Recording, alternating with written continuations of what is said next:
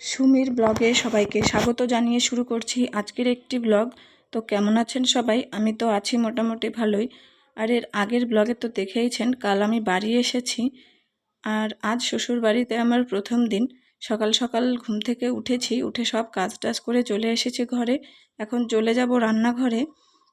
সেই শ্বশুর বাড়িতে এলে পরে প্রতিদিনকার কাজ, সেই রুটিন, সকালে ওঠো, তারপরে স্নান করো, সংসারের সব কাজ করো। আর বাবার বাড়িতে গেলে তো মজাই মজা, মানে কটার সময় ঘুম থেকে উঠবে তারও কোনো ঠিক নেই, সকালের খাওয়া কটায় খাবো তারও কোনো ঠিক থাকে না।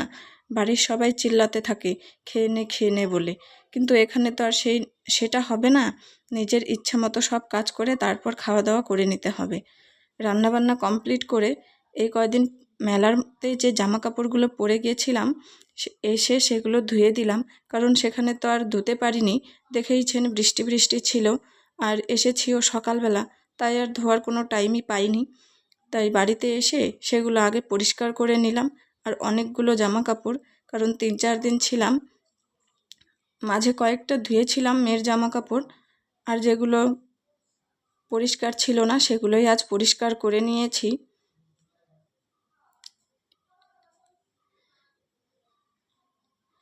অনেকগুলো জামা কাপড় ধুয়েছি, আর রোদ্রু আজকে উঠেছে খুব। জামা কাপড় মেলে ঘরে আসতে না আসতে দেখি মেয়ে এদিকে কাজ শুরু করে দিয়েছে। বাইরে ফ্যান চালিয়ে দিয়েছে মেয়ের বাবা, আর এখানে বালিশ নিয়ে এই যে খেলনা বাটি সব কিছু নিয়ে খেলছিল। তো ভাবলাম জায়গাটা একটু পরিষ্কার করে নেই। এখন প্রায় বিকেল 3টের মতন বাজে, তো ভাবলাম ঘর বাড়িটা একটু পরিষ্কার করে ঝাড় দিয়ে নিই। তাই এগুলো পরিষ্কার করা শুরু করে দিয়েছি। আর এই যে একটা ফোন বানিয়েছে, আরও কত কিছু যে বানাতে থাকে সারা দিন, তার আর কোনো ঠিক থাকে না। আর আমার জানেন একটা কাজই বারবার করতে হয়, তার জন্য আর টাইম পাই না।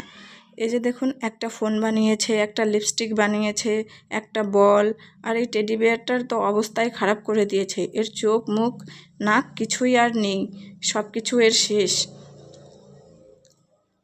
তারপর চলে এসেছি একটু ঘরে, এবার ঘরটাও একটু গুছিয়ে নেব। চলুন এবার আবার একটু বাইরে যাই, দেখি বাবা মেয়ে আবার কি শুরু করেছে।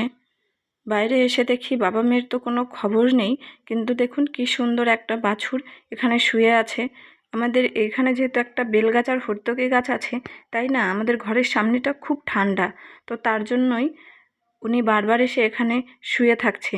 যতবারই আমার শ্বশুরমশাই তাড়িয়ে দিচ্ছে বাড়িতে, কারণ ওর মা ডাকছে, এটা পাশের বাড়ির গরুর বাচ্চা, জানেন বাচ্চাটা কত কিউট না। আমারও না গরু খুব ভালো লাগে, জানেন আমার বাপের বাড়িতে গরু ছিল, কিন্তু শ্বশুর বাড়িতে আসার পরেও দেখেছিলাম 3টে গরু ছিল আমার শাশুড়ি মায়ের, কিন্তু আস্তে আস্তে গরুগুলো সব বিক্রি করে দেয়, কারণ রোগ হয়েছিল তো তার জন্য।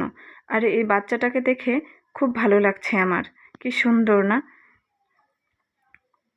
আমার শ্বশুর বাড়িতে জায়গা কম, তার জন্য আর গরু পালা হয় না, কারণ গরু পালতে তো অনেকটা জায়গা লাগে, একটা ঘর, একটা খড়ের ঘর, মানে অনেক জায়গা।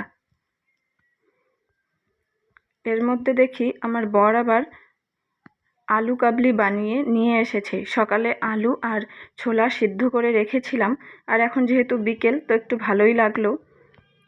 তারপর মনে হলো যে এর আগে একটা ব্লাউজ কাটিং দেখিয়েছিলাম না আপনাদের, ব্লাউজটা হয়ে গেছে, তো ভাবলাম আপনাদেরকে একটু দেখাই। এই ব্লাউজটা আমি আমার শাশুড়ি মায়ের জন্য বানিয়েছিলাম। ব্লাউজটা খুবই সুন্দর হয়েছে। বাইরের কাজও আমি করতাম আগে সেলাইয়ের, কিন্তু এখন মেয়ের জন্য আর করতে পারি না, তাই সাহস করে কারো কাজও নেই না, কারণ আমার সারাদিন এখন মেয়ের পিছনেই ব্যস্ত থাকি। ভাবছেন যে এখানে কেন নিয়ে এলাম? আপনাদেরকে একটা জিনিস দেখাবো। এই যে এখানে দেখছেন 2টো জামা কাপড় অগোছালোভাবে আছে আলনার ভেতরে, এ দুটো আমার মেয়ে করেছে। জানেন আমি যখন জামা কাপড় তুলতে গিয়েছিলাম ছাদে, তো আমার পেছন পেছন এই জামা কাপড় দুটো নিয়ে এসেছে। বারবার মানা করা সত্ত্বেও ও আনবেই, খুব জেদ করে। তো তার জন্য বললাম চল নিয়ে চল। ঘরে এনে এভাবে গুছিয়ে রেখেছে, দেখে মাকে সব গুছিয়ে রাখতে, তাই নিজেও চেষ্টা করেছে গুছিয়ে রাখার। সবাই বলে বাচ্চা কাচ্চা মানে যেটা দেখে সেটাই শেখে। ও হয়তো এটুকুনই শিখেছে মায়ের কাছ থেকে, যে হ্যাঁ জামা কাপড় জায়গা মতো গুছিয়ে রাখতে হয়। তো চলুন আজকের ভিডিওটা এই পর্যন্তই। ভালো লাগলে লাইক করে দেবেন। দেখা হবে পরের একটা ব্লগে।